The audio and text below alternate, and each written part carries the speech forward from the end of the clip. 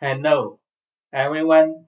Welcome back to my CellRank video tutorials. In this video, we are going to estimate the fit probabilities. So first we can import the packages and we want to get rid of some warnings. So now we can load the data we saved in previous analysis. So because we already obtained the velocity transition matrix, so we can use the kernels to access the transition matrix data. So now we can initialize the estimators for today's analysis. If you remember in our previous data analysis, in order to determine the terminal state for alpha, beta, epsilon, and delta cells, we set the end state as 9. Then we can obtain the terminal state for alpha, beta, epsilon, and delta cells. So let's run the terminal state as end state equals 9.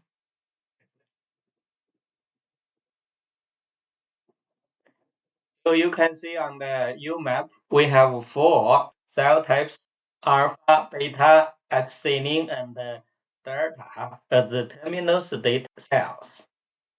So now the data is ready for today's analysis. First, we can estimate the cellular fit bias. So to do so, we can use the function compute fit probabilities.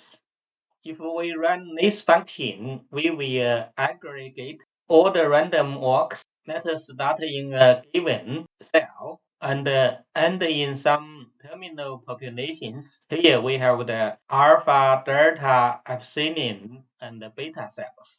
So let's compute the fit probabilities. Now we can plot the fit probabilities. First, we can plot the fit probabilities for all 4 type cells on the same plot. Let's make the plot. You can see we have different color. The beta cells are in green color, delta cells, alpha cells, and epsilon cells. You can see from the fit probability map, majority of cells from the NGN3 positive cells, FEV positive cells, they are in green color. Because the data was generated at embryonic day 15.5, so at this stage, majority of cells, they generate beta cells. So that's why you can see the fit for majority of NGN3 and FEV positive cells are labeled in green because at this stage during pancreas development, they generate beta cells. So here we realize the fit probabilities on the same map. We can also set the same plot as false to realize the fit probabilities on different map. Let's run the plot. You can see we generated 4 plot now because we have 4 type of terminal cells, alpha cells, beta cells, epsilon, and delta cells. Again, you can see at the next stage, NGN3 and FEV positive cells generate beta cells. So we made the fit probability plot. We can also use another plot called circular projection to simultaneously realize fit probabilities toward alpha, delta, beta, and epsilon cell state. Before we run the circular projection, we can have a look at the cell canisters because in this dataset, it also classified the FEV positive cells into FEV positive alpha, beta, delta, and epsilon cells. So we can generate the UMAP to have a look at the canister labeling on the canister's fine level, we can run. You can see now we have the NGN3 low and high expression progenitors. Then for the FEV positive cells, you can see we have 5 different subtypes: beta, alpha, PYY, delta, and epsilon precursors. Then we have the delta, epsilon, alpha, and the beta. And also we have the pre-beta cells and the pre-alpha cells. So now we can see the cell fate for alpha, beta, delta, and epsilon using the circular projection method. So let's make the projection first, then we can explain the data on the figure. Let's run. You can see we generated the circular projection plot. On the left-hand side, we label the cell canisters on the canister level, and on the right-hand side, we label the cell canisters on the fine canister level. So now you can see all 4 terminal state cells, delta, beta, alpha, and epsilon, they are on the corner of the rectangle. Because we only have 4 cell types, it will make a rectangle shape. If we have 3 cell types, it will make a triangle shape. If we have 5 cell types, it will make a pentagon shape. So now if you have a look at the cells on both images, the cell position actually are the same on both images. They just labeled by different color on the canister level on left hand side and the fine canister level on the right hand side. We can have a look at the image on the right hand side for the fine canisters level. We can see the NGN3 positive cells and the FEV positive cells, they are in the center of the cell canisters. Then, for example, for the beta cells, so now we can see the FEV positive beta cell subcanisters in green.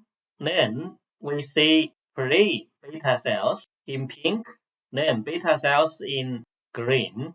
It will be the same for the delta, epsilon, and the alpha cells.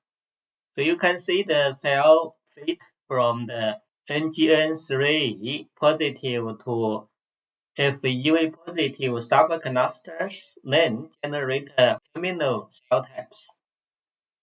So we made the plot for the fit probabilities.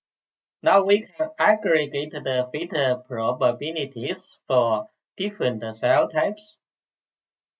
You can aggregate for all the cell types, but for today's demonstration, we are going to use the FEV positive subcanisters. I showed you on the canister fine level, we have the FEV positive beta cells, alpha cells, PYY, delta, and epsilon cells. So they should have higher fit probabilities for terminal cell types. For example, FEV positive beta cells should have higher aggregated fit probabilities for beta cells. So let's select the cell canisters. We want to aggregate the fit probabilities. Then we can also have a look at the selected cell types on the UMAP. We can run. You can see the 5 FEV positive sub-cell canisters on the UMAP. Now we can use the volume plot to realize the fit commitment for each subpopulation toward the different endocrine cell types. So we can use beta cells and delta cells to do the demonstration. You can run other cell types. We can use the function aggregate fit probabilities and make a volume plot. So we set the lineages here as beta cells. Then the cluster key will be the find clusters to show the UMAP. But here we only aggregate the beta probabilities in the FUV positive subcell clusters. So let's make the wiring plot for the beta cells. Let's run. You can see we generated the wiring plot to aggregate the beta probabilities for beta cells. You can see the FUV positive beta cell subcluster has higher aggregated beta probabilities. Next, we can run the delta cell population. We can run. You can see from the wiring plot, the FEV positive delta cell subpopulation has higher beta probabilities for delta cells.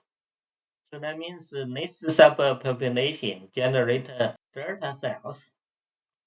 Okay, next the beta probability analysis.